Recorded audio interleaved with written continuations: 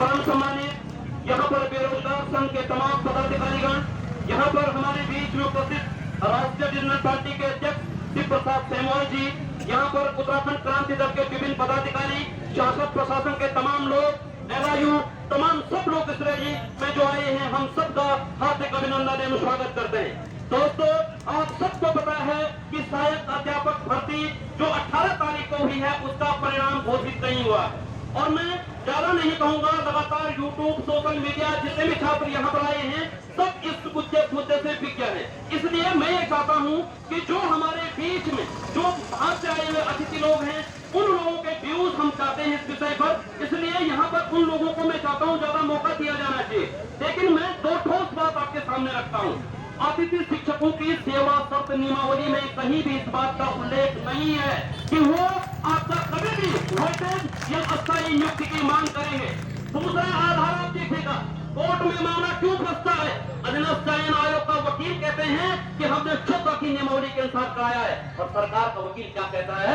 9 की नियमावली के अनुसार कराया है। साहब, आपको ये पता नहीं कि आपने पेपर किस नियमावली के अनुसार कराया है? ये विरोधाभास क्यों हो रहा है? माननीय माधुर्य जी कहते हैं लगातार मीडिया में आके 3 दिन 2 दिन पहले रिजल्ट तैयार है, 10 दिन में आपके सामने है, 2 दिन में तैयार है, 10 दिन में आपके सामने है। लगातार कहा जाता है कि फिर जब मीडिया वाले जाते हैं, कहते हैं क्या मामला है, क्यों नहीं आ रहा है, वो अंडे दे रहा क्या अंदर वहां? तो अब कहते हैं साहब ये तो न्यायालय में। अरे साहब, न्यायालय में क्यों है? गेस्ट टीचरों ने वेटेज की मांग की है।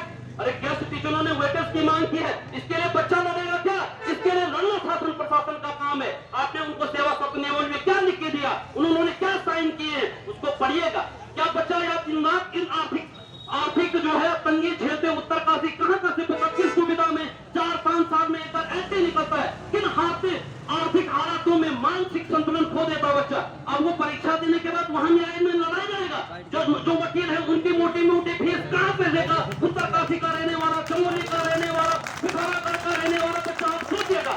सरकार इस प्रकार का जो रवैया आपका है। और एक चीज और बता दूं दोस्तों, अगर हमने इस वेटेज को यहाँ पास कर दिया तो ये मानिएगा उत्तराखंड की जो सीधी भर्ती है, वहां पर इन लोगों ने टाका डालने का जो पूरा बनाया, इनका शासक देश बना है। मैं आपको बता दूं, जब से बॉबी पवार के नेतृत्व में आंदोलन हुआ, तब से इन लोगों ने सीधी भर्तियों में इन लोगों को बहुत कम अवसर मिल जाता है। आप ये देखें, आउटसोर्सिंग में क्यों कौन लग रहा है? आउटसोर्सिंग में वही लग रहा है जिसकी अप्रोच है। आप और हम क्यों नहीं लग रहे? हमारे 36, 37, 38 साल इन सड़कों पे घिस गए, किताबों के पन्ने पढ़ते पढ़ते घिस गए। इन लोगों का क्या है कि उनको ये आप अपने आउटसोर्सिंग से लगाएंगे, और आउटसोर्सिंग से लगाने के बाद जो परमानेंट सीधी भर्ती होगी, उसमें भी ये लोगों को 20-25 नंबर का वेटेज दे देंगे और वहां सीधी भर्तियों पे ये डाका डाल देंगे। आप ये देखा, जो लोग प्रवक्ता की तैयारी कर रहे हैं, कान खोल के सुन लो। अगर इन लोगों को यहाँ वेटेज मिल गया तो आप किसी काम के नहीं है। 18-20 नंबर में आप कहीं फाइट नहीं कर पाओगे। इस बात को कान खोल के सुनिए। ग्रुप सी की जो बच्चे तैयारी कर रहे हैं, गरीबी आर्थिक हालातों में, वो भी समझ लो।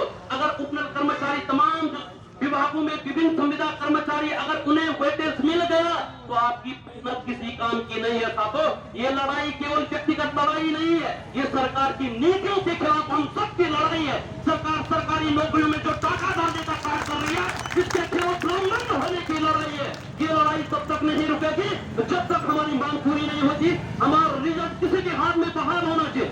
दूसरी मांग, हाल ही में सुप्रीम कोर्ट का निर्णय आया है राजस्थान के किसी केस में, गतिमान परीक्षाओं में कोई भी हस्तक्षेप नहीं किया जाता है, यह नहीं किया जा सकता है। आप देखिएगा, मार्च में विज्ञप्ति जारी हो जाती है, पेपर अगस्त में होता है, उसके बाद पेपर संपन्न होने के बाद उन लोगों के नंबर आ नहीं रहे होंगे, तब वो हाई कोर्ट में साहब हमें वेटेज दे दो। ये कोई तर्कसंगत बात है? मैं इसलिए इस बात को पुरजोर तरीके से कहता हूँ, शासन प्रशासन के माध्यम से इस बात को रखता हूँ कि आप लोग हमारी मांग को रखेगा और 6 तारीख को जो है पुरजोर तरीके से शासन वहां पर अपना स्पष्ट रखेगा, और इस मांग को जो है उसको किसी भी हाल में वेटेज नहीं दिया जाना चाहिए, और हमारा जो रिजल्ट है वो तुरंत घोषित होना चाहिए। साथियों, में ज्यादा न कहते हुए, यहाँ पर हमारे बीच में जो उत्तराखंड के जल, जंगल, जमीन और तमाम जो मुद्दे हैं, उन पर बहुत अच्छी सूझबूझ और पहले एक बहुत बुद्धिजीवी पत्रकार रहे हैं, जो हमारे बीच में शिव प्रसाद सेमवाल जी हैं। उन्होंने एक क्षेत्रीय पार्टी अपनी बनाई है, राष्ट्रीय रीजनल पार्टी, उसके वो अध्यक्ष हैं। मैं उनको सीधे इस मंच पे आमंत्रित करना चाहता हूँ कि आप लोग हम सबको संबोधित करें और हम सबका मार्गदर्शन करें। शिव प्रसाद सेमवाल जी।